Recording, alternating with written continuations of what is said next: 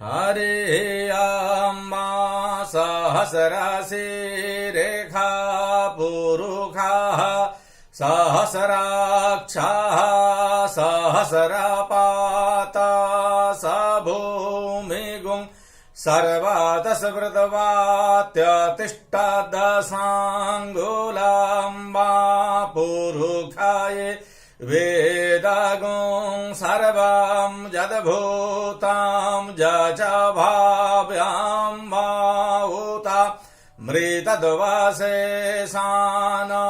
जादान्येनातिरोहति।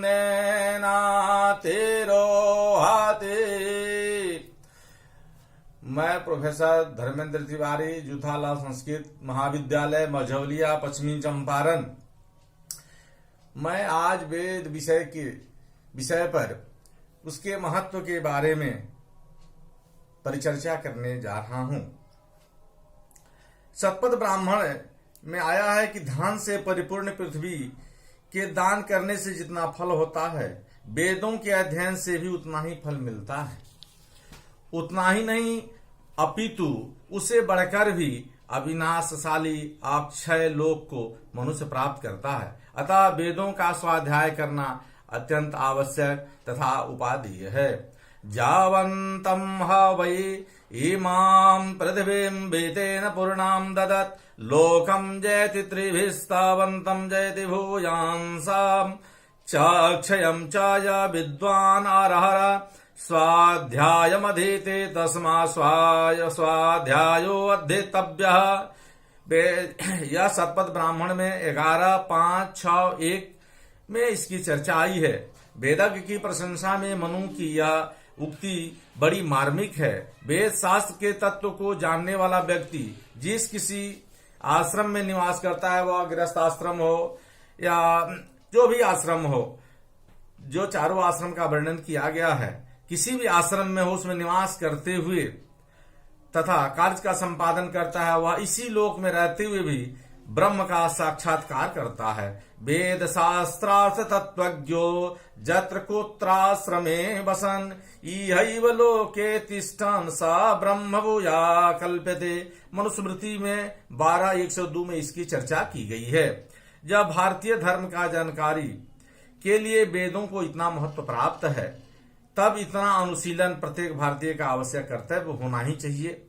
महाभाष्यकार पतंजलि कहते हैं कि खडंग वेद का अध्ययन तथा प्रत्येक ब्राह्मण या सहज कर्म होना चाहिए। ब्राह्मणेन निष्कारणो धर्मो खडंगो वेदो ध्येयो ज्ञेयस्य।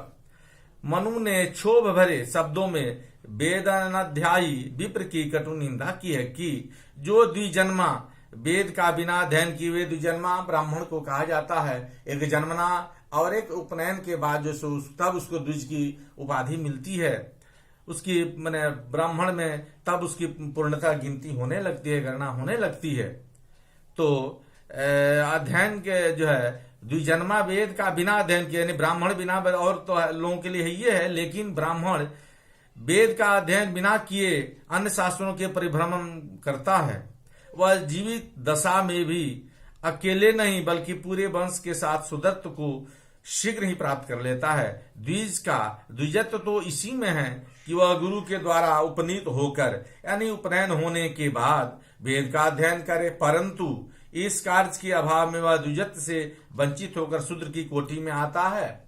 इसलिए ब्राह्मण का यह है कि निष्कारण ब्राह्मणेन निष्कारणो धर्मो खटंगो वेदो ध्येयो ज्ञेयस्य। मैंने निष्कारण भी ब्राह्मण को 6 अंगों के साथ वेद का अध्ययन करना चाहिए। जो नधित्य द्विजो वेदम मन्यत्र कुरुते श्रमम स जीवन्नेव शूद्रत्व मासु गच्छति सान्वयः। मनुस्मृति में ऐसा कहा गया है। अतः उचित तो यही है कि अन्य ग्रंथों के अध्ययन की अपेक्षा हम वेदानुशीलन को महत्व देते हैं। वैदिक धर्म तथा भारतीय संस्कृति के विशुद्ध रूप को समझने के लिए वेद के तत्वों के अध्ययन में समय बिताते, परंतु आजकल वेदाध्ययन की दशा बड़ी दयनीय हो गई है। हमारी उदर पूर्ति तथा प्रधान साधन होने के कारण विदेशी भाषा के अध्ययन ही हमारे अथक परिश्रम का विषय बना हुआ है। संस्कृत भाषा के पढ़ने वालों की रुचि वेद की ओर कम होती जा रही है, किंतु वेद का महत्व आदि काल से चले आ रहा है। वेद को श्रुति भी कहते हैं, परंपरागत लोग सुनते आए, गुरु से शिष्य के मुंह सुनते आए और इसी परंपरा इसकी चली आ रही है, इसीलिए इसको वेद को श्रुति भी कहते हैं। काव्य नाटक की कोमल रसमयी कविता के आश्वासन करने में ही हम अपने भाग्यशाली समझते हैं। वेद को फूटी नजर से भी नहीं देख पाते हैं। यह जो है सो काव्य नाटक के अनुशीलन में भी हम अपना अमूल्य समय बिताकर अपने कर्तव्यों की समाप्ति समझने तथा विषय वस्तु को समझने लगते हैं, और इनमें मूल स्रोत वेद है। हमारे संस्कार और संस्कृति का मूल स्रोत वेद है, इसको हम लोग भूलने लगते हैं। किंतु वेद तथा वैदिक संस्कृति से परिचय पाने में हमें एकदम हर्षोल्लास के साथ उसका झुकाव होना चाहिए। साधारण संस्कृत अनभिज्ञ जनता की तो बात न्यारी है।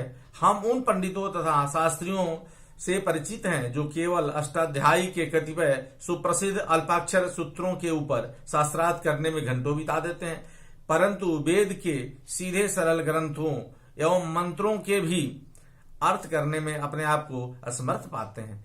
क्या यह हमारे लज्जा की बात नहीं है? जिन श्रद्धालु विद्वानों ब्राह्मणों के ऊपर समाज के नेतृत्व का उत्तरदायित्व टिका हुआ है, उनको तो नितांत रूप से अनिवार्य रूप से ब्राह्मणों खडंग्योधेयो गेयस्य छौ ब्राह्मण को निष्कारण जो है 6 अंगों के साथ वेदों का अध्ययन करना चाहिए। जितनी भी प्रशंसा की जाए मात्रा में वह न्यून है ब्राह्मण के लिए वेद का अध्ययन, क्योंकि इतने कंठों से आज भी हम मंत्रों का उच्चारण उसी भांति स्वर भंगों में सुन सकते हैं जिस प्रकार सुदूर प्राचीन काल में ऋषि जन इनका विधि पूर्वक उच्चारण करते थे।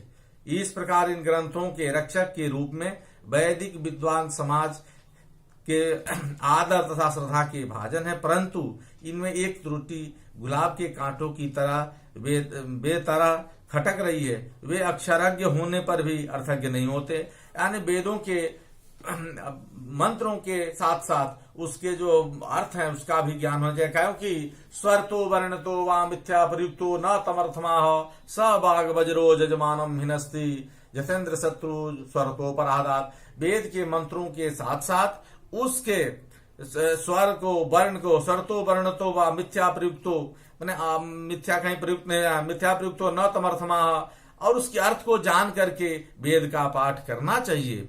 इसलिए निरुक्तकार जास्कर ने बाध्य होकर अर्थज्ञ विद्वान की जो प्रचुर प्रशंसा की है वो अनोखी और अनूठी है। जो व्यक्ति वेद का अध्ययन करता है पर उसका अर्थ नहीं जानता, वह खंभा की तरह केवल भार ढोने वाला ही होता है। जो अर्थ को जानता है वही संपूर्ण कल्याण भोगता है और ज्ञान के द्वारा पापों को दूर कर स्वर्ग को प्राप्त करता है।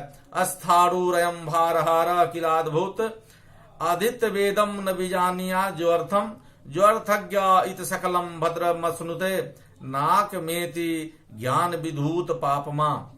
ऐसी विषम स्थिति में वेदों के अर्थ को जानकर तत्प्रतिपादित धर्म आचार व्यवहार आध्यात्म शास्त्र के मंतव्यों के समझने का उद्योग सर्वथा अस्तुत्य तथा प्रशंसनीय है।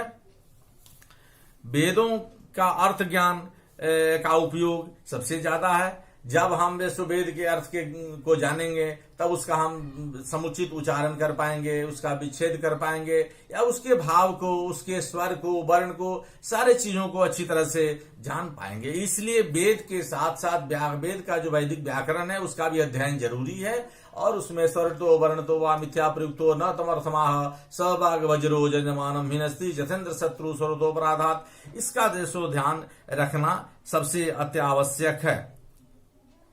वैदिक मंत्रों में हमारे माननीय कविजनों को रस भरी कमनीय काव्य कला का दर्शन मिलता है। काव्य दृष्टि से वेदानुशीलन करने वाले हमारे जो वैदिक हैं, यदि वे कालिदास की निसर्ग मनोरम उपमा, भवभूति के पत्थर को रुलाने वाले करुण रस, दंडी के पदलालित्य, बाण की मधुर स्वर वर्ण पदा कविता पढ़ने की आशा से वैदिक मंत्रों का अध्ययन चाहते हैं तो इसके लिए उन्हें निराश नहीं होना पड़ेगा। वैदिक मंत्रों में भी कपिल हैं, परंतु उनकी माधुरी कुछ विलक्षण ढंग की है। इसी प्रकार यदि वेदों में कुमारिल तथा शंकराचार्य के ग्रंथों में उपलब्ध तर्क विन्यास की आशा की जाएगी तो वह उतनी ही सफल नहीं हो सकेगी। वेदों में आध्यात्मिक तत्वों का उत्कृष्ट भंडागार है, परंतु उनके प्रतिपादन की दिशा इन अर्वाचीन ग्रंथों से नितांत भिन्न है।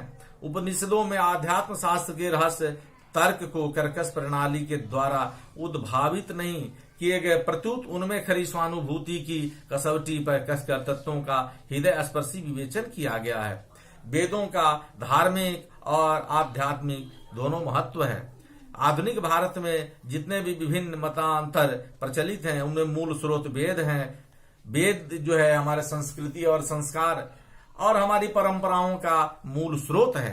वेद के ज्ञान की वे मानसरोवर हैं जहां से ज्ञान की विमल धाराएं विभिन्न मार्गों से बहकर भारत के ही नहीं समस्त जगत के प्रदेशों में उर्वर बनाती है। ये आर्यों के ही नहीं प्रत्युत मानव जाति के सबसे प्राचीन ग्रंथ है।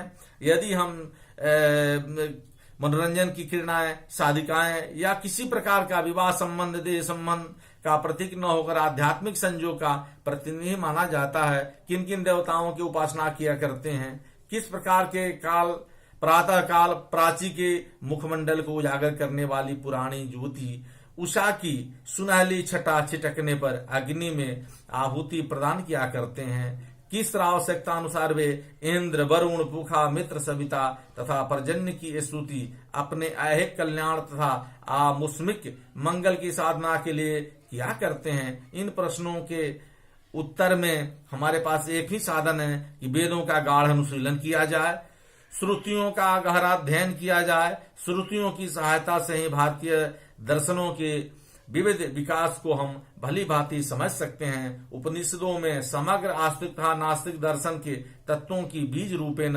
उपलब्धि होती है। यदि कठोपनिषद का नेह नानास्त किंचन अद्वैत का बीज रूप से सूचक है, तो श्वेता श्वेतर में वर्णित लोहित कृष्ण शुक्ला अजा संख्याभिजनत सत्वरजस्तमो मई गुण त्रिगुणात्मिका प्रकृति की प्रतीत है। यदि हम रामानुज के विशिष्टाद्वैत, निर्वाक्य के द्वैताद्वैत, माधवाचार्य के द्वैत, वल्लभ के शुद्धाद्वैत, चैतन्य के अचिंत्य भेदाभेद रहस्योद्घाटन की अभिलाषी हैं, तो उपनिषदों का गंभीर मनन तथा प्रजावलोचन को अनन्य साधन होता मानना चाहिए।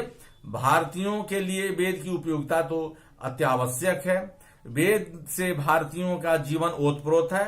हमारी उपासना के भाजन देवगण हमारे संस्कारों को दशा बताने वाली पद्धति, हमारे मस्तिष्क को प्रेरित करने वाली विचारधारा, इन सब का उद्भव स्थान वेद ही हैं। हमारे जितने कार्यकलाप हैं, जितने मानव जीवन में उपयोगिताएं हैं, जितने संस्कार हैं, जितनी विधि व्यवस्थाएं हैं, देवताओं को कैसे प्रसन्न किया जा सकता है, दुष्ट ग्रहों की शांति कैसे की जा सकती है, इन सब की चर्चा, इन सबों के लिए वेदों में मंत्र की चर्चा है और मंत्र हैं जो शीघ्र प्रभावी हैं। मानव जाति के प्राचीन इतिहास, रहन सहन, आचार व्यवहार की जानकारी के लिए भी वे उतने ही उपादेय तथा आदरणीय हैं। पहले कहा जा चुका है कि वेद और मानव जाति के विचारों को लिपिबद्ध करने वाले गौरव ग्रंथों में सबसे प्राचीन है। अतः अतीत काल में मानवों के व्यवहार तथा विचार का पता इन अमूल्य ग्रंथ रत्नों की पर्यालोचनों से भली भांति जाना जा सकता है। भाषा की दृष्टि से भी वेद का सबसे ऊंचा स्थान है। वैदिक भाषा में अध्ययन में भाषा विज्ञान को सुदृढ़ भीति प्रतिष्ठित कर दिया गया है। 19वीं शताब्दी के मध्य भाग में भाषा विज्ञान के प्रतिष्ठापन तथा सर्वाधिक से संस्कृत भाषा के ज्ञान को ही है। उसके पहले यूरोपीय भाषाविदों में मूल भाषा के विषय में पर्याप्त मतभेद था। कोई ग्रीक भाषा को ही समग्र भाषाओं की जननी मानता था, तो कोई लैटिन भाषा को इस महत्वपूर्ण पद पर प्रतिष्ठित करने का इच्छुक था। पक्के ईसाई भाषावेती की माननीय सम्मति में हिब्रू यहूदी भाषा वाले ही पृथ्वी तल की भाषाओं में सर्वप्राचीन, आदिम तथा मूल भाषा के रूप में तुमुल वाक्य कोलाहल चल रहा था। संस्कृत की उपलब्धि होने पर ही इस कोलाहल का अंत हुआ, मतभेद बीज दूर हुआ। एक मत से प्राचीनतम आर्य भाषा की रूपरेखा का निर्धारण भली भांति किया जाने लगा। इसका शोध फल इतना महत्वशाली है कि वेदों का अनुशीलन करना प्रत्येक भाषा शास्त्र के प्रेमी व्यक्ति के लिए बहुत ही आवश्यक है। एक दो उदाहरणों द्वारा महत्व को समझाना अनुचित होगा, अनेकानेक उदाहरण इसके लिए दिया गया है। हिंदी पाठक ईसाई धर्मोपदेशकों के लिए प्रयुक्त होने वाली पादरी शब्द से परिचित ही हैं। भारत की प्रायः समस्त भाषाओं में यह शब्द इसी अर्थ में व्यवहृत पाया जाता है। इसका इतिहास विशेष मनोरंजक है। यूरोपीय जातियों में पोर्चुगीजो मैंने पुर्तगाल के निवासी को पोर्चुगीजो कहते हैं, ने भारत में आकर अपना सिक्का जमाने के लिए ईसाई धर्म का प्रचार प्रसार शुरू कर दिया। वे लोग इन धर्मोपदेशकों को पाद्रे कहते थे। इस शब्द से भारतीय भाषाओं का पादरी शब्द ढल कर तैयार हो चुका था। पोर्चुगीज पाद्रे शब्द लैटिन पेतर शब्द का अपभ्रंश है और वह पितर संस्कृत भाषा का सुप्रसिद्ध पितर पितृ ही है। इस प्रकार संस्कृत की सहायता से हम पादरी अर्थ पिता समझ सकते हैं। इसी तरह जो है सो संस्कृत सभी भाषाओं की जननी है और वेद जो है सो श्रुति है। इसका लेखक कोई नहीं है। ब्रह्मा विष्णु बृहस्पति सब जो है सो अध्ययन करते चले आ रहे हैं। यह जो है सो अनादिकाल से चला आ रहा है और यह वेद जो है सो किसी की लिखी हुई नहीं है, यह स्वयं है और वेद के ज्ञान से सभी विषयों का ज्ञान है। इसमें सांसारिक सारी विषय वस्तुओं की, सारी मुक्तियों की या जो भी आश्रम है, सारे आश्रमों का बहुत ही विधिवत वर्णन है। इसलिए वेद का महत्व जो है संसार में सबसे उत्तम है और भारत के लिए तो इससे उत्तम कोई ग्रंथ ही नहीं है। इसलिए हम लोगों को 6 अंगों के साथ वेदों का अध्ययन करना चाहिए या उसके सार तत्व को या उसके विषयों को समझना चाहिए और जो दूसरे लोग हैं उनमें इसका प्रचार प्रसार और संबोधन करना चाहिए। वेद हमारे लिए सबसे महत्वपूर्ण स्थान रखता है और हमारे लिए पूजनीय है और जितने मंत्र हैं वो सब वेद में निहित हैं और मंत्र के का देता ब्राह्मण है और ब्राह्मण मंत्र के अधीन है, मंत्र के अधीन देवता है। इसलिए जो है सो जत्र तत्र ब्राह्मण को भी देवता कहा गया है, माना ही जाता है। इसलिए वेद का अध्ययन अध्यापन अनिवार्य रूप से करना चाहिए।